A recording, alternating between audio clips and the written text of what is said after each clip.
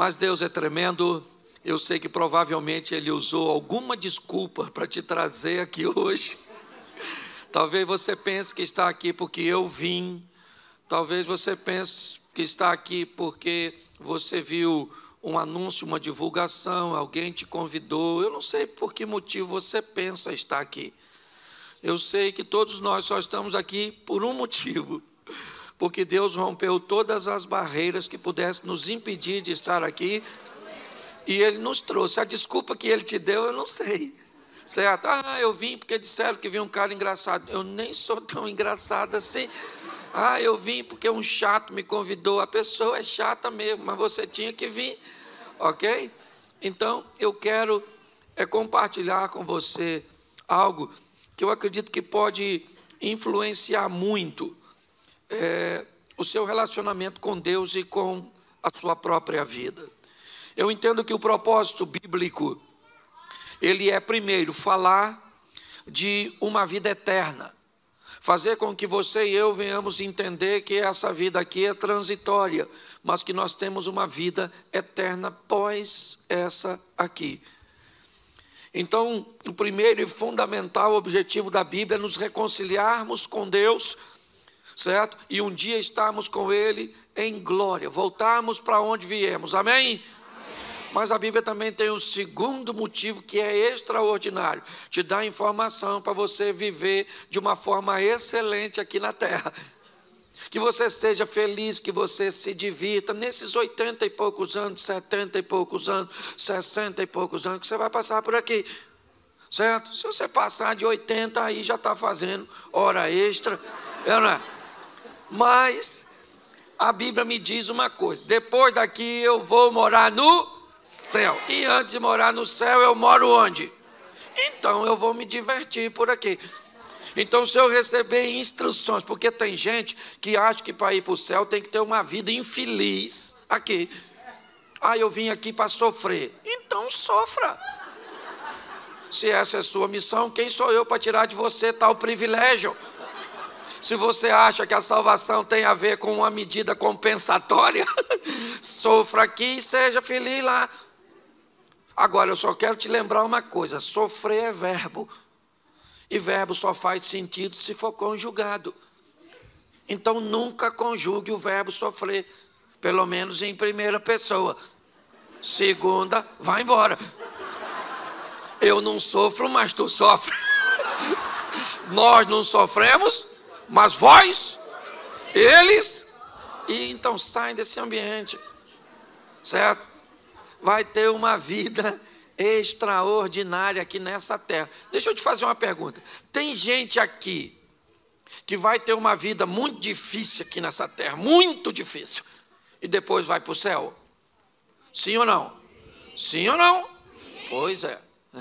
Tem gente que vai viver uma vida muito fácil aqui e depois vai para o inferno? Tem? Pois é. Tem gente que vai viver uma vida muito difícil aqui e depois ainda vai para o inferno? Mas tem gente que vai viver uma vida muito legal aqui e depois vai para o céu? Quem é essa pessoa? Eu também. Eu não vim aqui para sofrer, certo? Então eu tenho que entender que a Bíblia diz que Deus é o mesmo sempre. Ele não muda. Nele não há sombra de variação. Então, muita gente passou por essa terra aqui e teve uma vida boa. Não é verdade? E muita gente passou e passa por essa terra e tem uma vida ruim. Então, se Deus não muda, o que está acontecendo com pessoas que têm uma vida legal e pessoas que têm uma vida de muito sofrimento? Se Deus é o mesmo, o que está acontecendo é que tem pessoas tomando decisões erradas. E essas decisões trazem para a vida delas consequências ruins. Mas Deus não está nisso. Ou só está pregando vida fácil? Eu não estou pregando vida fácil. No mundo tereis isso aí. Mas Jesus disse: eu vim para que tenham e a tenham em... Porque a aflição é pontual, vida que é abundante. Entendeu? No mundo tereis? Quando? Lá uma vez ou outra. Uma aflição com sua esposa, uma aflição com seu filho, uma aflição com dinheiro, uma aflição com a doença. Quando? Lá uma vez ou outra. A minha vida toda de aflição. Isso não é vida, isso é saga. Entendeu? Isso não é vida. Então, eu preciso que você entenda que grande parte daquilo que você vive é nada mais, nada menos que resultado daquilo que você fez. Então, entenda isso. Nós precisamos ter uma vida boa aqui. Por quê? Porque Jesus está querendo alcançar outras pessoas. E para alcançar outras pessoas, Ele quer usar seus missionários, seus representantes, que somos. Então, as pessoas olham para quem? Para a nossa vida, para saber se o Deus que está gerenciando ela é legal. Entende? Hoje nós somos propagandas. Aliás, sempre fomos, está todo mundo de olho em nós. Será que eu quero... Como é que é o seu Deus? O meu Deus é muito bom. Uma vida de muito sofrimento, de muita luta.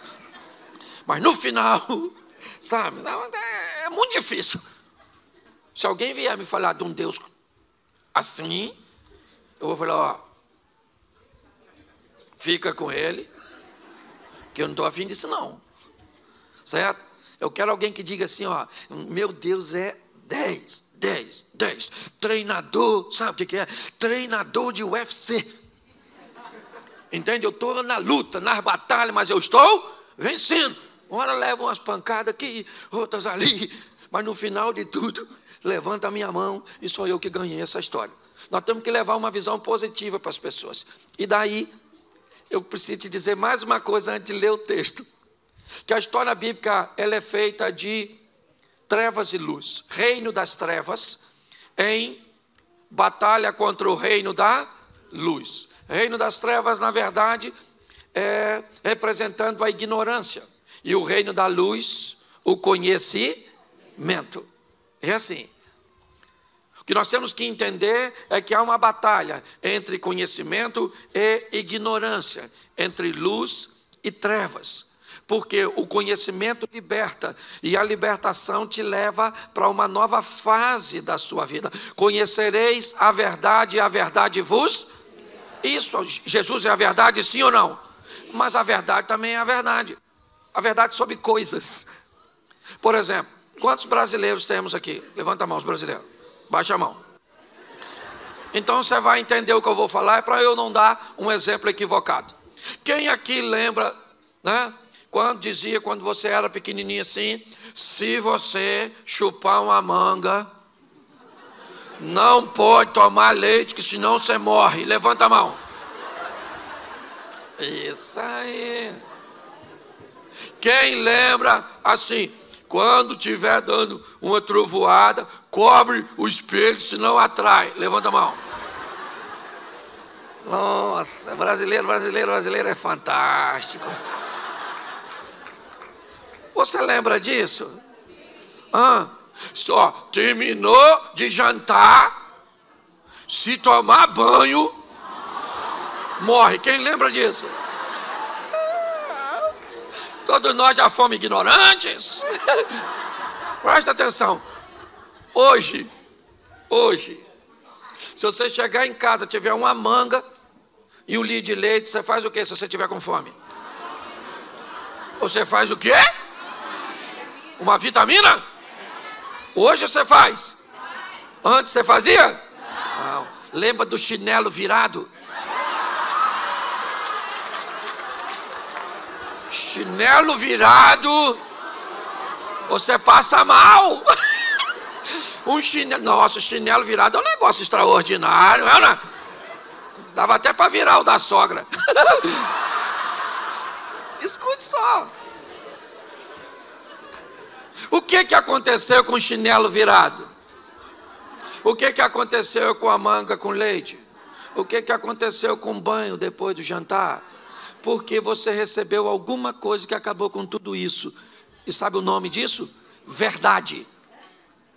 Quando a verdade chega, põe a ignorância para fora. Nós precisamos tomar posse da verdade. Entendeu? Da palavra de Deus como verdade na nossa vida. Porque quando assim fizermos, vamos tomar algumas decisões que nem todo mundo irá tomar. E eu quero falar basicamente de 3 coisas com você. E vai ser rapidinho. Quando você vê, acabou. Vai ser com anestesia. Abra sua Bíblia, por favor, Mateus 14. Versículo 22. Mateus 14, 22. Posso ler? Amém? Amém. Logo a seguir, Jesus fez com que os seus discípulos entrassem no barco e fosse adiante dele para o outro lado, enquanto ele despedia as multidões. Tendo despedido as multidões, ele subiu ao monte a fim de orar sozinho, e ao cair da tarde, lá estava ele só. Entretanto, o barco já estava longe, a uma distância da terra, açoitado pelas ondas, porque o vento era contrário. Na madrugada, ou na 4ª vigília, Jesus foi ter com eles, andando por sob o mar. E os discípulos, porém, vendo andar sob o mar, ficaram apavorados e disseram: é um fantasma! E tomados de medo, gritaram. Mas Jesus imediatamente lhes disse: coragem, sou eu, não tenhas medo. E Pedro disse, repita comigo, Pedro disse. De novo, Pedro disse. Olha o que Pedro disse, não precisa repetir não. Se é o Senhor mesmo, mande que eu vá até aí, andando sobre as águas. Feche seus olhos. Senhor nosso Deus e Pai, continue falando conosco. Usa-me como um canal de bênção, e que a Tua verdade prevaleça na nossa mente, ó Pai, dando direção às nossas emoções, em nome de Jesus. Você pode dizer amém? Amém. Preste atenção, porque isso aqui é magnífico. Jesus chamou os seus discípulos e disse assim: entrem nesse barco. Em algumas traduções diz, compeliu, mandou, obrigou, insistiu. Eu não sei qual a tradução você tem na mão. Eu só sei que qualquer uma que você tenha, ela significa uma coisa: os discípulos não estavam a fim de entrar. Por quê? Porque a última vez que estiveram com Jesus no barco foi um sacrifício. Quase fundou.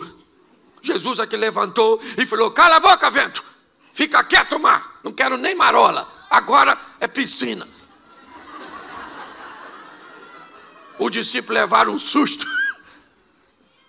E da outra vez Jesus estava no barco. Dessa vez Jesus falou assim: vão vocês que eu vou depois.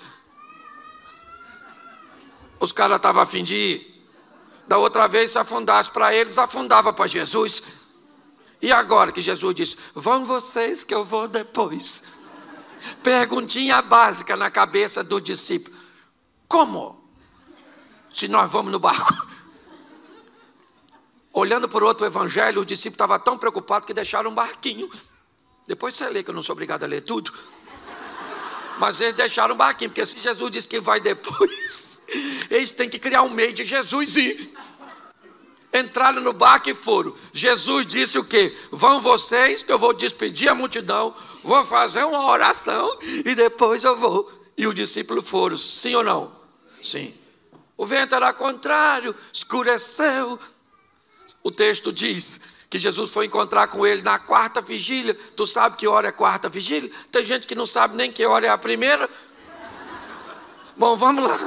A primeira vigília começa às 18 horas. De 18 a 21, primeira vigília. Jesus foi? Então até às 9 da noite Jesus não chegou. Certo? De 9 à meia-noite, a segunda vigília. Jesus chegou. O vento contrário. De meia-noite às 3 da manhã. Jesus chegou. Ele falou que ia. Pois é, há quanto tempo você está escutando que Jesus falou que está vindo? E aí parece que está demorando, né? Pois é, mas fica pronto, porque ele falou que vai vir, ele vem. Tem gente que quer saber se é milenista, pós-milenista, pré-milenista. Segundo a informação que eu recebi, é o seguinte: eu vou voltar, arrumo as malas e fica pronto. Se é antes, durante, depois. Isso não é importante, fica prontinho, porque a hora que cantou, a gente rapa fora. E quem ficar resolve com... Cuidado que você pode estar rindo de você, é ou não? Escute só. Olha só. 3 horas da manhã vai mudar de terceira para quarta. E aí começa, aí a partir das 6, hora primeira, hora segunda, hora terceira, aquela coisa. Certo?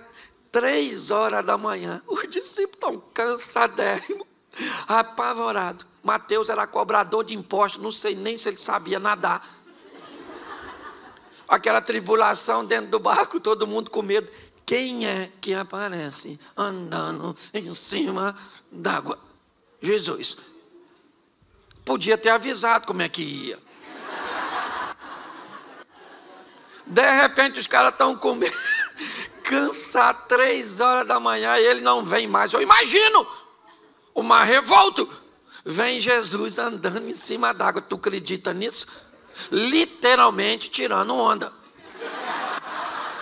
Vem ele andando sobre. Quando os discípulos viram isso, começaram a gritar: olha lá, um fantasma, socorro! Não tinha mulher não, era só homem. E eles começaram a gritar de medo: fantasma, fantasma. Eu imagino Jesus lá fora. Eu não falei que vinha?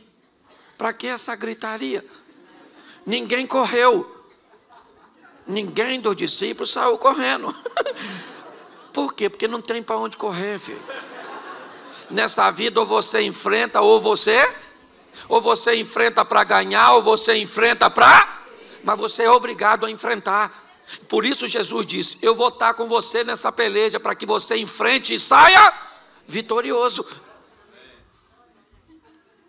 Quando todo mundo começou a gritar, Jesus gritou lá de fora: calma, gente, sou eu, fantasma não.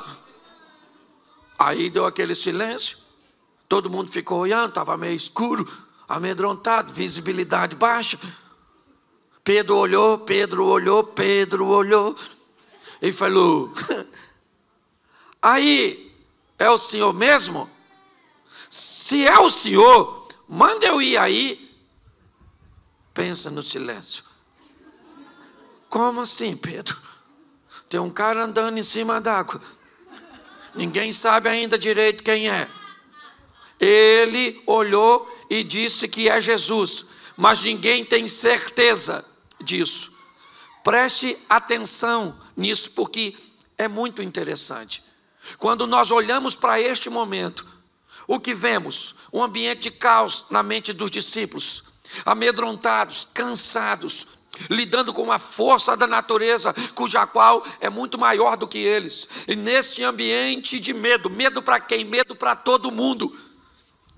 Um ambiente de adversidade para quem? Para todo mundo. Nesse ambiente, 12 discípulos, eles têm a oportunidade de viver os mesmos medos, de enfrentar o mesmo adversário, de lidar com o mesmo problema. E nesse ambiente, um dos discípulos de Jesus se levanta, controla seu medo e diz: se é o Senhor, me manda andar sobre as águas e onde o Senhor está. Preste atenção, qual era o local mais seguro naquela ocasião? Qual era o local mais seguro? Se você estivesse lá, onde você ficaria? Pois é, gente. Nós queremos viver o sensacional, o extraordinário. Nós queremos ver o agir de Deus, mas queremos fazer o que todo mundo está fazendo, que é ficar no barco. Está na hora de sairmos do barco e protagonizarmos nossa própria história. Está na hora de pararmos de sermos meros narradores de milagres alheios e trazer um ambiente de milagres para a nossa casa, para a nossa vida, para a nossa família, para nosso casamento, para nossos filhos, para nossos negócios.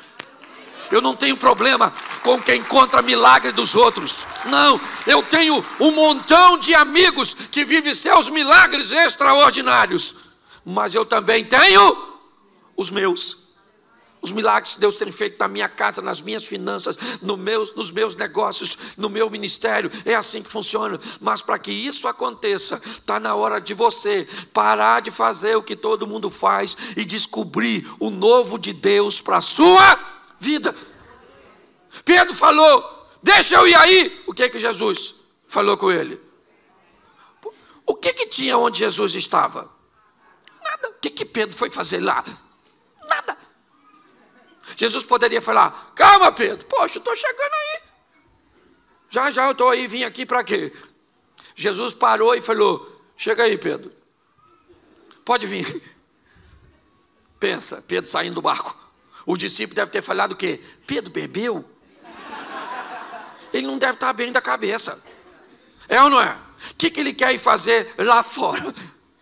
Bom, olha só. Pedro sai do barco? Sim ou não? Sim. E vai andar sobre? Isso. Ele vai lá, volta com Jesus. Quando Jesus entra com Pedro no barco, sabe o que os discípulos falam? Verdadeiramente, o Senhor é Filho de Deus, o poderoso. E Pedro lá deve ter falado: mas ninguém foi lá fora. Vamos imaginar um culto desse na igreja dos discípulos? Depois desse fato que nós acabamos de ler. Vamos imaginar 11 discípulos levantando no meio da reunião e dizendo: gente, gostaríamos de dar um testemunho. Esta semana nós vimos um homem andando sobre... Só que nesse mesmo culto Pedro poderia dizer: posso falar uma coisa? Só para deixar registrado. O homem que eles viram andando fui eu.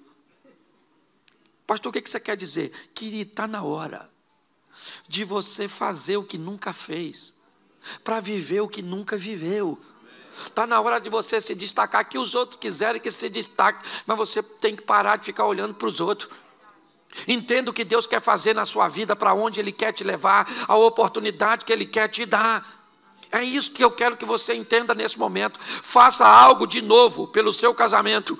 Faça algo de novo pela sua vida profissional. Faça algo de novo para o seu ministério. Faça algo de novo para que algo de novo aconteça na sua vida. Viver na mesmice vai te levar para onde? Preste atenção. Por que eu tenho vivido o que eu tenho vivido? Porque Deus me deu um negócio muito louco para fazer. Muito esquisito. É ou não é? Quantos de vocês já viram pessoas na internet me chamando de palhaço? Levanta a mão. Aí, nem precisava levantar para não me machucar. Quantos de vocês já ouviram as pessoas dizerem: esse cara não prega nada, isso é um animador de auditório, um bobão? Assim, ó. E você pensa: eu vejo tudo isso. E eu olho, às vezes eu falo: Senhor, olha o que estão falando de mim. E uma vez eu estava orando, eu senti no meu coração Jesus falando comigo: você já leu o que falava de mim? Alguém já falou que você tem poder do Beelzebub? Eu falei: isso aí também não, isso é muito grave. E Jesus falou: mas falaram de mim. Eu falei: então desculpa. Deleta a reclamação. Vou apagar essa mensagem para mim e para o Senhor. É ou não é? Você está entendendo? Está na hora de você amar como nunca amou, para ser amado como nunca foi. Está na hora de você ofertar como nunca ofertou, ser fiel como nunca foi, para prosperar como nunca prosperou. Está na hora de você orar como nunca orou, para ter poder como nunca teve. Está na hora de você cuidar de seus filhos como nunca cuidou, para amanhã eles cuidem de você como você jamais imaginou que eles cuidariam. Está na hora de nós fazermos o extraordinário. Sensacional. Saia desse barco, meu filho, e vai andar sobre, porque você vai ter história para contar. A respeito de quem? De você mesmo. Isso. Porque a irmã, sabe aquele que passa por cima da nota de 100 euros e o de trás diz: achei.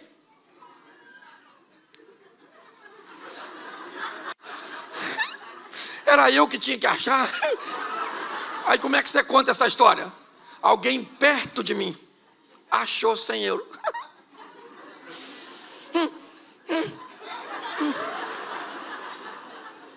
Hoje eu vejo muita gente, certo? Que na hora de contar suas histórias diz que elas aconteceram onde? Pertinho dele. É o marido da outra que mudou. É o filho da outra que...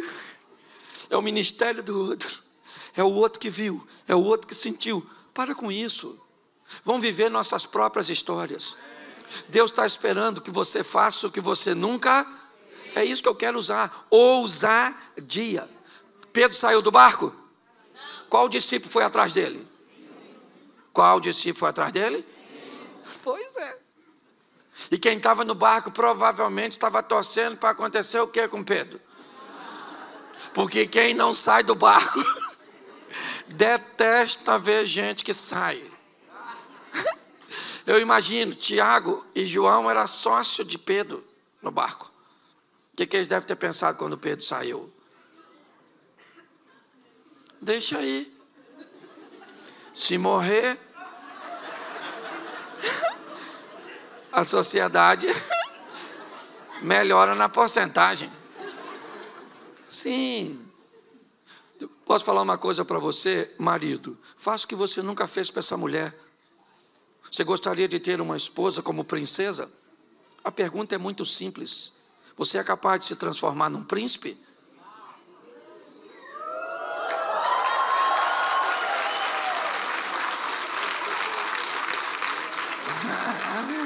A senhora não pensa que eu vou deixar isso barato?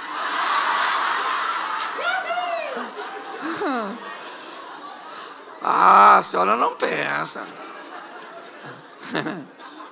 A senhora gostaria que seu marido fosse um príncipe? Pois é, para viver com quem? Com a senhora?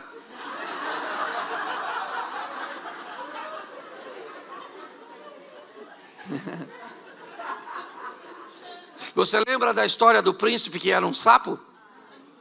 Lembra? Quem beijou? A princesa. Quem se torna príncipe e princesa tem poder para transformar sapos. O que acontece é que nós não estamos mudando porque estamos esperando o outro mudar. Exatamente. E tem que começar por alguém. E esse alguém quem é? Sou eu. É isso aí, eu. Ninguém falou, só eu e a dona aqui. Porque quando nós falamos alguém tem que mudar menos eu, porque eu já nasci pronto. E ninguém muda. Um dia, eu estou vendo minha esposa me tratar com um nível, sabe? Mas pensa assim, aquela coisa extraordinária, exponencial. E aí eu estou lá. Falei, essa mulher está tão boa. A Jesus, louvado seja Deus.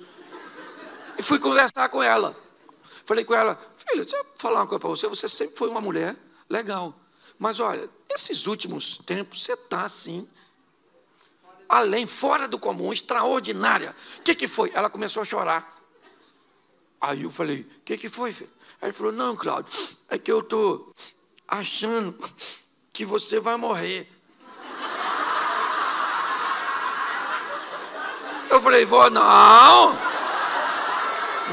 querida, não vou morrer não.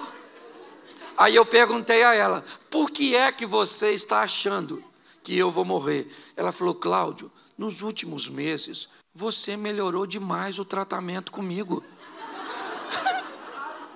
Ou seja, eu estava recebendo nada mais, nada menos, o reflexo daquilo que eu estava fazendo. Entendeu? Leve seu relacionamento para o próximo nível.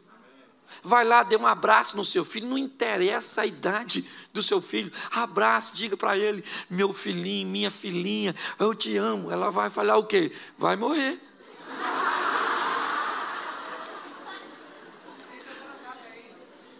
Deixa eu te falar, alguém tem que mudar. Eu gosto de uma história de um camarada, que a casa dele estava bem bagunçada, bem assim, certo? Estava bem estranha.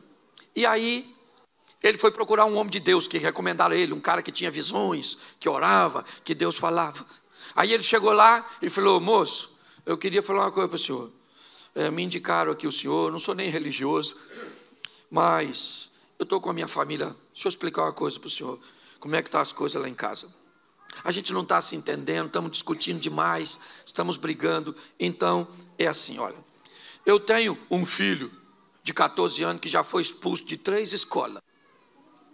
Pensa num menino de comportamento estranho.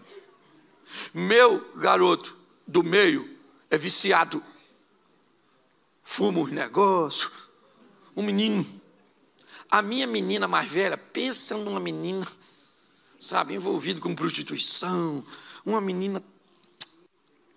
Minha esposa, olha só, minha esposa parece que tem rodinha no pé, anda o dia inteiro na rua, uma mulher desleixada. E eu também não estou aqui só para falar mal dos outros, não, entendeu? Até porque minha sogra mora lá em casa, e pensa numa mulher, olha, e aí eu bebo mesmo, eu bebo porque eu não aguento isso.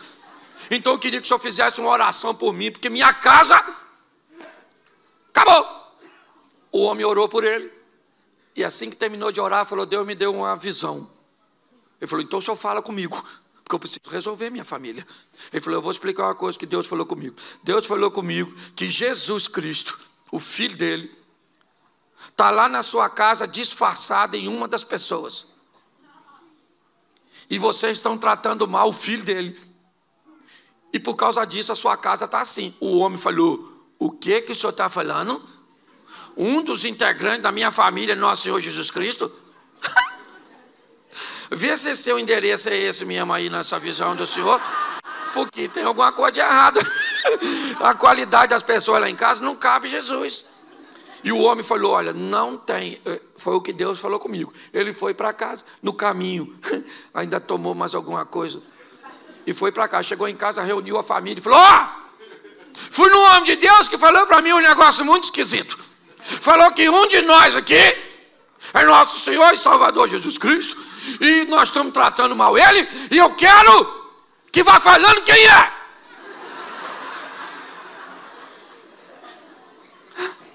Aí não achava ninguém. O garoto dele mais novo falou: gente, pensa bem, se não foi papai que foi com essa notícia, quem sabe não é ele? Aí a sogra falou: bem capaz de ser esse cachaceiro, bem capaz. Aí o filho mais velho falou assim: gente, essa história de Jesus não é uma história antiga? Quem sabe não é vovó? O pai falou: Senhor, perdoa esse menino que ele não sabe o que fala. Vê se Jesus... Fica quieto, garoto, drogado. Começou aquela conversa, e daqui e dali, no final não achou ninguém. Quando a conversa acabou, o filho mais velho procurou o pai e falou: pai, falando sério agora com o senhor já pensou se for vovó? E o homem falou assim: eu pensei, meu filho, depois que você falou, porque o pouco que eu conheço de Deus, já ouvi falar que ele faz umas coisas muito estranhas para confundir outras, e eu estou pensando que pode ser sua avó. A partir daquele dia, baseado nisso, ele começou a tratar melhor a sogra. A mulher dele, que viu que agora ele tratava melhor a mãe dela, começou a tratar melhor ele também. A sogra, que viu que estava recebendo carinho de uma fonte onde só recebia agressividade, começou a gostar do genro. Os filhos, que viram que os pais estavam se acertando e que as coisas estavam se acomodando, começaram a se reposicionar em seus comportamentos. No passar de pouco tempo, aquela família estava totalmente restaurada, porque alguém resolveu mudar a sua postura e aprender a lidar com alguém que entendeu que nessa pessoa Jesus Cristo morava. Quando você olhar para seu marido, não veja seu marido, veja Jesus morando nele. Passe a tratar este homem melhor, porque talvez ele consiga despontar, fazer com que esse poder, esse comportamento venha fluir de dentro dele para consertar a sua família. Mas para a nossa vida mudar, precisa de atitude de um Pedro. de alguém que resolva ser o primeiro a sair do barco, a enfrentar um ambiente estável, a enfrentar a escuridão, a enfrentar a incredulidade dos outros, mas entende para onde está indo. Pedro disse, se é o Senhor, eu queria lembrar você, Lucas capítulo 5, o primeiro encontro de Jesus com Pedro. O primeiro encontro de Jesus com Pedro, depois cansado também de uma noite frustrante, onde não pegou nada, Pedro ouve de Jesus o seguinte, vamos pescar agora, depois de uma ministração que Jesus havia feito. Pedro disse, Senhor, sob a tua palavra eu vou lançar minhas redes. É o Senhor que fala, porque eu sei que não tem nada, eu sou pescador. Eu entendo, acabei de vir de uma noite que não peguei nada, só cheguei aqui com minhas redes sujas, acabei de lavar e o Senhor manda lançar de novo, então diga onde eu devo jogá-la. É esse mesmo Pedro, que sabendo disso na primeira experiência, disse lá no final, se o Senhor falar, se o Senhor mandar, eu vou andar sobre as águas. Pois é, Cristo me mandou nessa manhã aqui dizer para você que você está autorizado a andar sobre as águas para viver os milagres que Ele tem para a sua casa, para a sua família, amém? Mas Ele precisa, sendo o mesmo, que você não seja mais o mesmo, entende? Ele continua o mesmo e nós temos que mudar para levar nossa vida para um outro estágio, para uma outra dimensão. Posso ouvir um amém? Eu quero usar um outro texto. Abra sua Bíblia aí, 1 Samuel, lá no Velho Testamento. 1 Samuel, capítulo 16. Eu acho que é isso.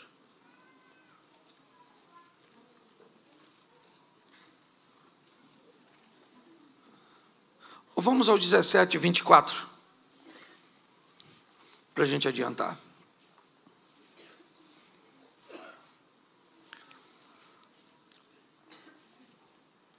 Repita comigo 24. Todos os israelitas, vendo aquele homem, fugiam de diante dele com muito medo, e diziam uns aos outros, vocês viram aquele homem? Ele veio para afrontar Israel. Presta atenção, enquanto Pedro nos inspira a ter ousadia, Davi vai nos inspirar a ter coragem. Preste atenção, o texto diz que há um ambiente de guerra no vale de Elá, ou de Socó, não sei como é que está a sua tradução. E nesse ambiente de guerra, há um soldado muito poderoso, vindo das tropas inimigas dos filisteus, certo? E a proposta dele não é que haja guerra entre as duas nações, mas que haja um duelo, onde um soldado de Israel vai aceitar o convite para duelar contra esse soldado filisteu, Golias, um gigante, e não gigante simplesmente pelo tamanho, mas pela estrutura de indumentária de batalha que ele carregava sobre si. Só olhar para um homem, certo, de uma nação inimiga, vindo com aquela couraça, com aquele escudo, com aquele capacete, aquele homem na verdade era a representação de um tanque de guerra. Por isso que todos olhavam para eles e sentiam medo. Uns conversavam com os outros, viu o gigante? Rapaz, o cara é grande, matador desde garotinho, ninguém pode lutar com ele. Eles estavam certo ou errado? Claro que estava certo. Olhou para o cara é grande, quase matou a mãe dele quando nasceu. O cara extraordinário era o Golias. Olha só, e agora quem é que chega no vale de Socó, puxando um jumentinho? Davi estacionou o jumento. Eu acho isso maravilhoso. O texto diz que uns diziam para os outros, viram aquele homem que subiu para afrontar, uns diziam para,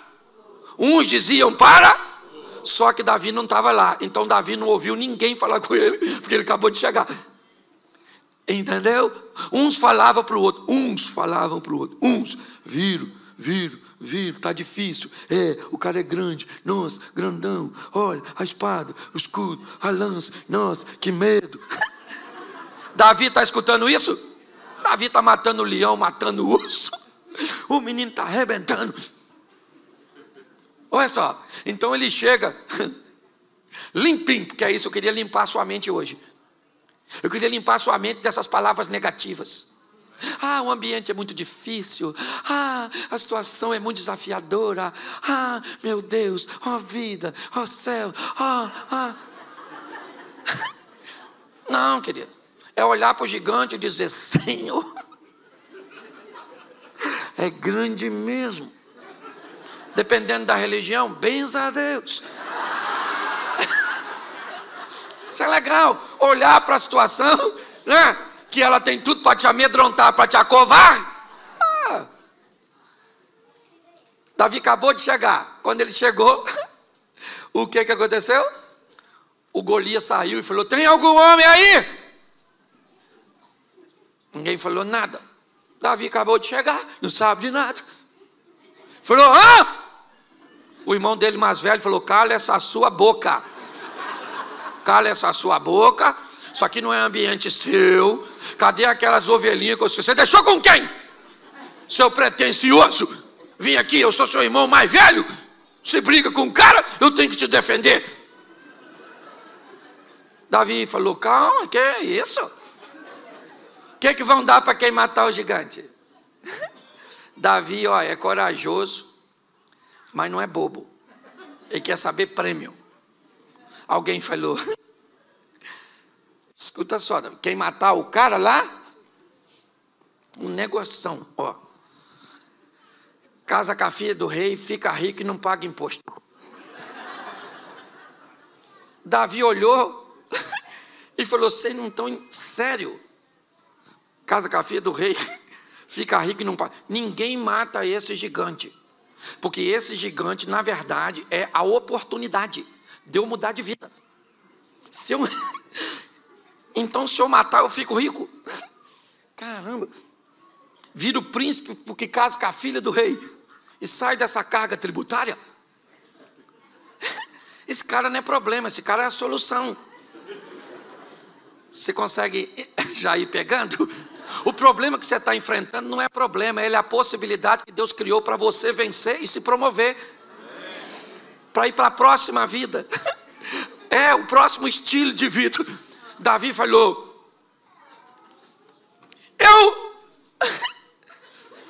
eu mato ele.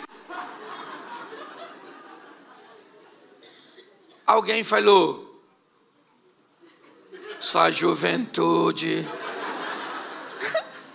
isso não mede consequência, não. Isso é droga, pode ver onde é que está aí. Dá uma geral nos bolsos dele, que isso está louco. Um garoto querendo falar que vai enfrentar esse menino. Olha só, eu queria que você entendesse, você está em meio a uma adversidade?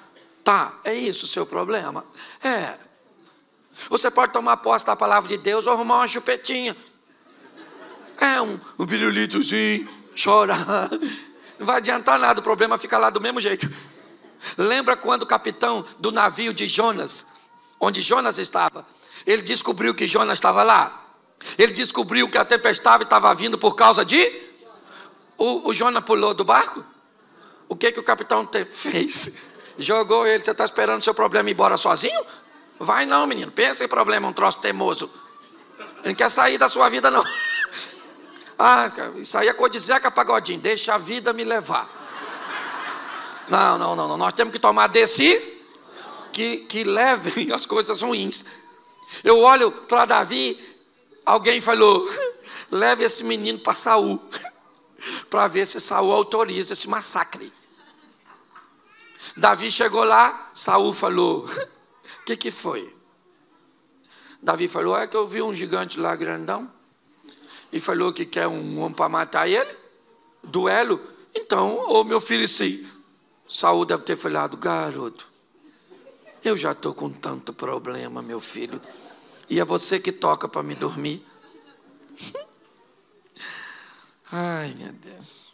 Mas vai lá, pelo menos nós vamos ter um menino para desafiar um gigante. Lá foi Davi enfrentar o gigante. Uma tiradeira, 5 pedras. Eu acho extraordinário. Por que ele leva 5? Porque isso dá a ele o direito de errar, gente. Você tem que ter uma reserva na sua sacola de fé. Ah, vai dar tudo certo. E se não der? Você tem que ter o plano B. Plano B não é falta de fé. É só plano B. Se o A não deu, vamos no B. Outra pedra e outra pedra. Tem gente que vai dar tudo certo. E se não der? Se não der, morremos. Já era, já foi. Você já viu todo herói? Lembra do Rambo? Ele tinha uma metralhadora, sim ou não? Mas aqui, na cinta, ele tinha uma. Porque quando acabava as balas,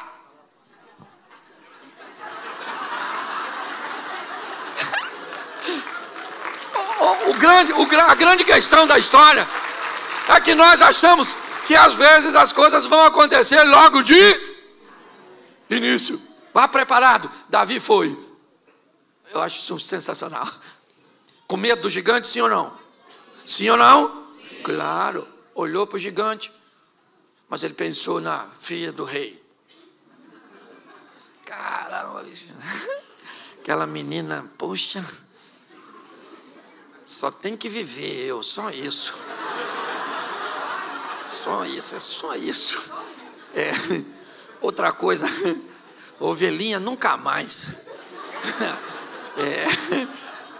Agora você é o dono da ovelha, isso aí, imposto, que é isso, imposto? Agora nada de imposto, pagar mais nada. Vamos lá. Quando ele chega, está todo mundo olhando. O gigante e o menino. Perguntinha simples. Os irmãos de Davi achavam que ele ia ganhar? Não. O exército de Israel achava que ele ia ganhar? Não. Saul achava que ele ia ganhar? Não. Golias achava que Davi ia ganhar? E os filisteus? Ninguém. Só Deus olhando lá de cima. Eu não sei nem se Deus estava concordando muito com isso. Porque segundo alguns historiadores, Davi sabia que foi ungido por Samuel para ser e não para matar gigante. Então eu imagino Deus olhando. Vai encarar o gigante. Nem autorizei. Porque Davi não perguntou a Deus em oração se era para matar o gigante. Ele falou que ia quando ele viu os prêmios. Só que o extraordinário é o que Davi diz. Quando ele vai enfrentar o gigante, ele diz assim, ó: você vem a mim com espada, escudo, lança e outras indumentárias mais, mas eu vou contra você, em nome. Pensa Deus escutando isso, ainda que já soubesse. Vamos imaginar aqui uma figura ilustrativa, o anjo falando com Deus: Senhor, o senhor viu em nome de quem ele vai?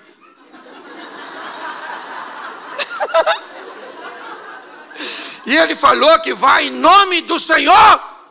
E o Senhor dos exércitos é o Senhor. O que Deus deve ter falado? Golias morreu. Se esse camarada vai enfrentar o inimigo em meu, o inimigo já caiu. Você está entendendo? É isso que eu quero que você entenda. Agora, isso é maneiro. Todo mundo torcendo contra Davi. Até o soldado de Israel não queria que ele matasse não, porque era uma vergonha aquele menino matar gigante. E aí tá lá. Davi falou: vou dar uma pedrada na cabeça desse cara. Ô gente, isso para mim inspira a sua juventude. Porque quando é que a gente resolvia coisa na pedrada? O maior vinha te bater, o que você fazia? Vem! Vem agora, vem! O cachorro vinha te pegar, você fazia o quê? Pegava na pedra. Escute isso. Você pode rir, não tem problema, isso faz parte do meu ministério. Você não pode perder a mensagem. Suas batalhas só serão vencidas se Deus estiver à frente dela. É com ousadia, fazendo o que ninguém faz, que você vai chegar onde ninguém chegou. Não queira o posto dos outros, queira o local que Deus tem para você. Quando eu olho para esse momento, o que eu vejo? Eu vejo um menino num ambiente de incredulidade, mas um menino que tem uma história com Deus. Foi isso que ele disse para Saul: eu matei leão, eu matei urso. Eu tenho experiências com Deus num ambiente onde ninguém é capaz de enxergar. E é no anonimato que nós aprendemos que Deus vai nos dar oportunidades extraordinárias Entendeu? Às vezes queremos ser ovacionados, vistos, reconhecidos, mas aprenda uma coisa: é na intimidade, é no secreto, é na oração da madrugada, entendeu? É naquelas coisas particulares que a nossa fé vai se fundamentando, que vai se estabilizando. É isso. Davi chega agora num ambiente de notoriedade, é verdade, mas trazendo consigo uma bagagem do escondido, é ou não é? Da experiência entre ele e Deus. E ele mata o gigante. A pedrada atinge exatamente, certo, a fronte do gigante, e ele cai. Ele morreu, o gigante? Não, Davi pega a espada do gigante. Isso também é uma boa lição. E corta a cabeça do gigante. Posso te dar um exemplo que pode parecer estranho? Você já viu alguém na rua sem dente? Já viu alguém na rua sem braço? Já viu alguém na rua sem cabelo? Já viu alguém na rua sem cabeça? Não. Porque quem corta a cabeça resolve o problema de uma vez por todas. Pare de dar paliativo para o seu problema. Entre nele para vencer de uma vez por todas. Corte a cabeça desse problema. Extirpe este mal de uma vez por todas. Davi agora entra no arraial com a cabeça de Golias nas mãos. E sabe o que é mais interessante? Ele casou com a filha do rei? Não. Saul não deu Merabe para ele, deu para outro indivíduo. Saul fez Davi ficar rico? Não, porque quando Davi vai se casar com Mical, Davi diz que não tem como ser genro do rei, porque não tem recursos para pagar o dote.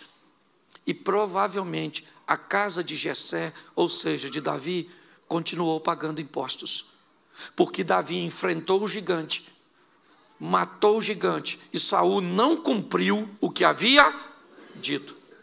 Mas Davi foi enfrentar o gigante em nome de Saul? Não. Com a armadura de Saul? Não. Enfrentou o gigante em nome do? Isso. Com as armas que Deus lhe deu para que ele fosse habilidoso. Pergunto eu para você, agora, a contragosto de Saul, Davi se casou com uma filha dele? Sim, com Mical. E não por um prêmio, mas por amor, porque a Bíblia diz que Mical amava Davi. Segundo, Davi ficou rico? Sim, um dos homens mais milionários da época dele. É só olhar na quantidade de recursos que ele deixou para seu filho Salomão construir o templo.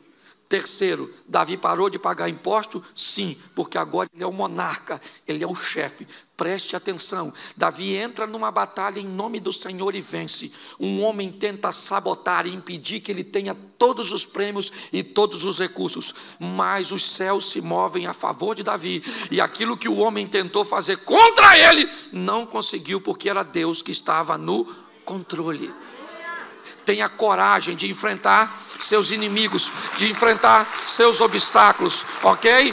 É isso, eu quero motivar. Enquanto Pedro, ele me inspira a ser alguém que tem ousadia, Davi me inspira a ser alguém que tem coragem. Agora abra aí, já estou terminando. Juízes 6, verso 11, rapidinho. Juízes 6, 11. Então o anjo do Senhor veio e assentou-se debaixo do carvalho que está em Ofra, que pertencia a Joás, o Abirezita. E Gideão, seu filho, estava malhando trigo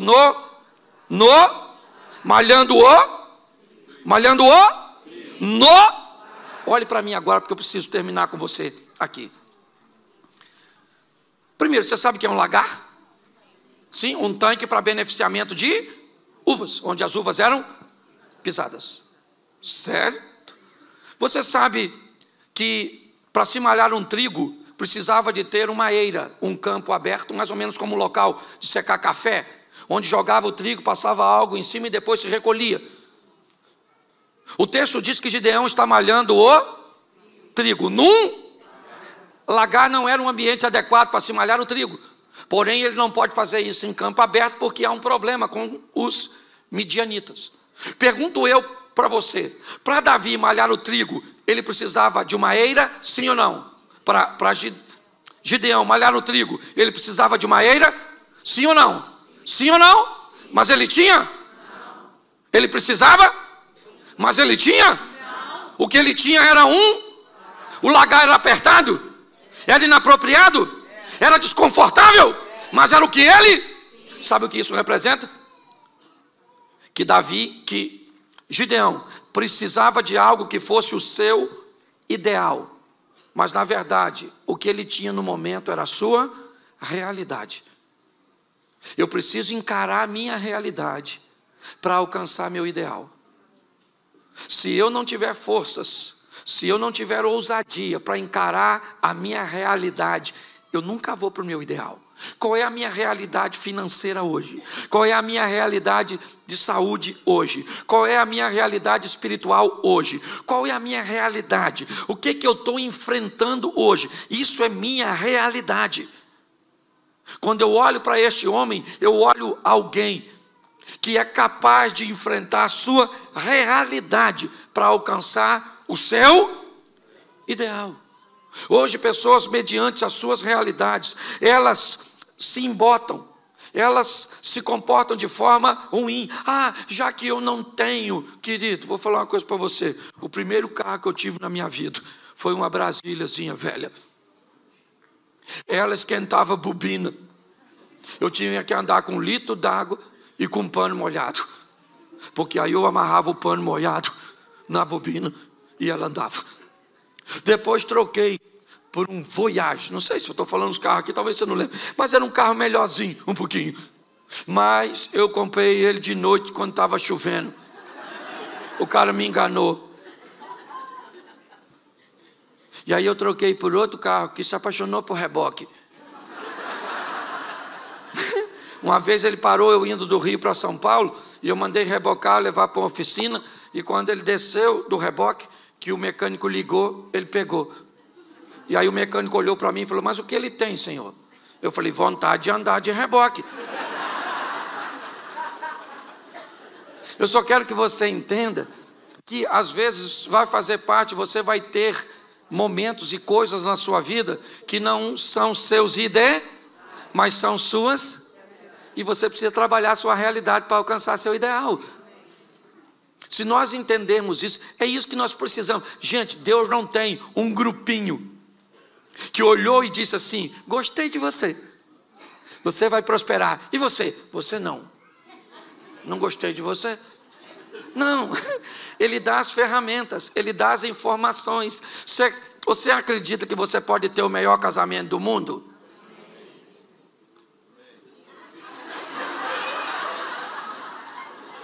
Vamos tentar de novo, Senhor, em nome de Jesus. Você acredita que você pode ter o melhor casamento do mundo?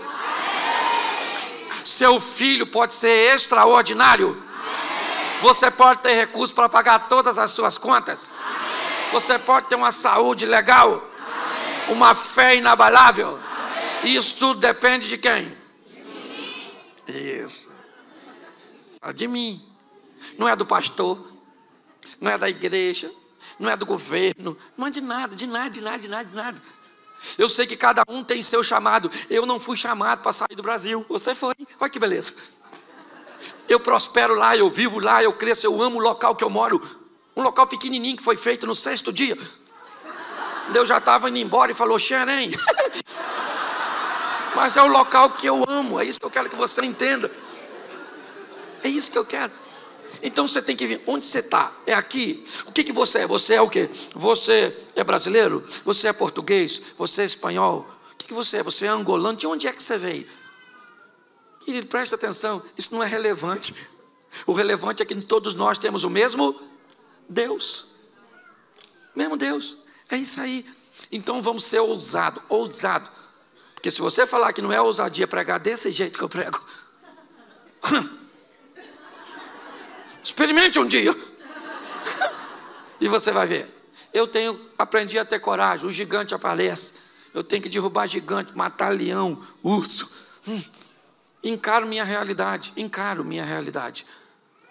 para alcançar o meu ideal. Eu queria que você ficasse de pé agora. Eu queria que alguém fizesse um barulho sagrado aqui. Isso, fecha seus olhos.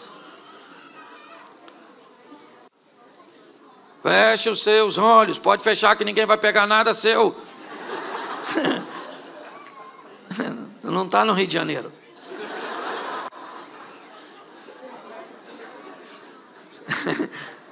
Eu acho que vocês estão ouvindo falar coisas ruins do Rio. Porque eu estou aqui como carioca, mas estou convertido. Você não quer fechar os olhos com medo de eu pegar alguma coisa sua? Você deve estar pensando assim, esse pastor é meio louco. Me desculpe, Cícero, mas louco é você que deixou eu vir aqui. Fico muito feliz. Feche seus olhos agora, feche seus olhos agora. Feche os seus olhos agora, porque Deus está neste lugar.